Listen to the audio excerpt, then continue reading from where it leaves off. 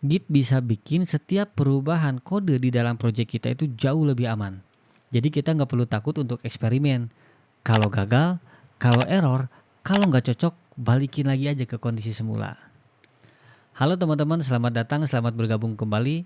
Di video kali ini kita bakal ngobrol santai aja. Kita bakal bahas salah satu tools yang memang menurut saya wajib banget teman-teman pakai kalau lagi belajar tentang programming. Ya, kita bakal bahas salah satu version control, namanya adalah Git. Are you a programmer? Advanced programmer. I put the prototype up on GitHub. Awalnya, aplikasi yang kita bikin itu pasti sederhana. Makin sini, aplikasinya bakal makin kompleks. Ya karena memang fiturnya kan banyak kita tambahin. Kalau misalkan ada error, kita benerin. Kalau ada tambahan fitur, ya kita tambahin. Sekarang masalahnya mulai muncul teman-teman. Misal gitu ya, kita udah update satu fitur 3 kali gitu ya, ABC gitu. Ternyata di final, kita lebih cocok fitur yang pertama. Yang menjadi masalah adalah gimana caranya kita balikin project ini pakai fitur yang pertama. Berarti mau nggak mau, ya kita harus inget-inget aja kira-kira file apa aja yang udah kita rubah. Kalau projectnya kecil, ya mungkin bisa dilakuin ya. Tapi kalau projectnya gede, pasti ribet teman-teman. Susah banget. Simpan aja setiap perubahan pakai nama file yang beda-beda. Misalkan untuk perubahan pertama, update project V1 gitu ya. Perubahan kedua, update project V2 dan gitu seterusnya. Kalau pakai cara itu, bakal munculin masalah baru. Semisal, ini biasa banget terjadi ya. Kalau kita mau gabungin fitur yang ada di versi 1 digabung dengan versi 2, kita mau simpen di versi 3. Pasti bentrok lah itu filenya teman-teman. Soalnya kita udah tahu, bikin satu fitur itu kita nggak cuma ngoding di satu file. Pasti ada beberapa file yang kita rubah juga, kan semuanya harus saling terhubung. Terus gimana kalau misalkan kita kolaboratif tim kerjanya? Masa kita harus cabut colok flash disk teman-teman? Cuma buat kopas aja projectnya. Kalau pakai cara itu pasti balik lagi ke masalah yang kedua. Nah, di dunia software development masalah kayak gitu harus sudah beres teman-teman, harus sudah clear. Disinilah muncul solusinya. Kita harus pakai version control yang namanya adalah Git. Git itu kayak alat buat ngerekam setiap perubahan yang terjadi di project kita. Kalau kita pakai Git, kita itu udah kayak time traveler. Kita bisa bolak-balik tuh dari kondisi A ke kondisi B. Ya semau-mau kita aja. Yang bikin Git itu keren, Git bisa tulis setiap perubahan apapun yang ada di dalam project kita. Yang kedua, Git bisa tulis juga tuh kapan perubahannya, siapa yang merubahnya. Yang ketiga, Git juga bisa kasih catatan. Kira-kira kalau fitur ini dirubah, itu masalahnya apa? Apa yang dirubah gitu ya. Yang paling sakti, Git itu bisa bawa kita buat bolak-balik ke kondisi kapanpun di project kita. Sesuai yang kita mau. Keren ya? Ada beberapa alasan kenapa Git ini penting. Pertama, Git bisa bikin setiap perubahan kode di dalam project kita itu jauh lebih aman. Jadi kita nggak perlu takut untuk eksperimen. Kalau gagal, kalau error, kalau nggak cocok, balikin lagi aja ke kondisi semula. Kedua, Git itu enak banget dipakai kalau kita kerjanya kolaboratif tim. Jadi setiap orang yang ada di tim itu, dia bisa ngoding tanpa ganggu kode anggota yang lainnya. Terus juga Git bisa kasih tahu nanti salah satu fitur kalau dirubah gitu ya, siapa yang ngerubahnya, kapan dia dirubah, terus kenapa dia dirubah, kayak gitu teman-teman.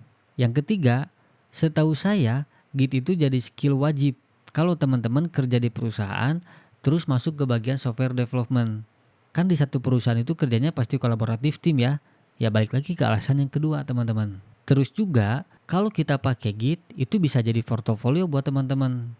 Nanti kita kenalan sama GitHub ya. Kayak semacam media sosialnya programmer lah. Di sana nanti ketahuan akun ini dia aktif atau enggak. Terus karyanya apa aja. Kan lumayan ya buat portofolio. Jadi kalau teman-teman baru belajar programming, Git ini bisa banget bantu teman-teman supaya proses pembelajarannya itu jauh lebih rapi, jauh lebih terstruktur, dan yang paling penting nggak takut buat eksperimen.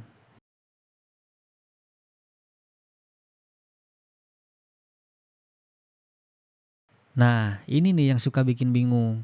Apa sih bedanya Git sama GitHub? Kalau Git itu tools dari version control systemnya, alatnya teman-teman. Tapi kalau GitHub itu sebuah platform yang dimana kita bisa simpan project kita di internet. Yang tadi saya bilang, itu semacam media sosialnya para programmer. Terus kalau Git itu full offline teman-teman. Kalau kita mau backup project atau kalau kita mau collaborative team, nah berarti kita pakainya GitHub. Supaya si project ini disimpan di satu repositori yang sama. Sebetulnya ada juga beberapa platform yang terkenal selain GitHub. Ini untuk cara kerja yang sama ya. Kita bisa pakai GitLab atau kita bisa pakai Bitbucket. Nah teman-teman, dari obrolan santai kita di video ini ada beberapa poin yang bisa kita ambil jadi kesimpulan. Pertama, Git itu bakal jadi tools yang ngebantu banget pas lagi kita develop aplikasi. Jadi nanti Gitnya yang bakal nyimpen, yang bakal ngaturin, yang bakal nyatet apapun ya perubahan yang ada di project kita.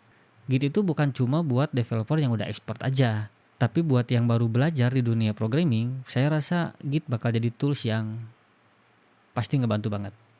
Yang kedua, kalau kita udah pakai Git, kita nggak perlu lagi tuh takut buat update fitur, takut buat cobain teknologi yang baru.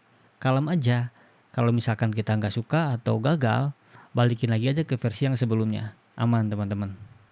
Terus juga kita udah bahas soal kolaborasi. Jadi seumpamanya teman-teman nanti kerja di perusahaan bagian software development gitu ya. Terus kerjanya udah level tim. Git ini bakal jadi alat yang wajib banget dipakai. Jadi semua orang nanti bisa kerja secara paralel gitu ya istilahnya. Nggak perlu lagi tuh takut kalau kita lagi ngembangin fitur, ngerusak fitur yang lain gitu ya.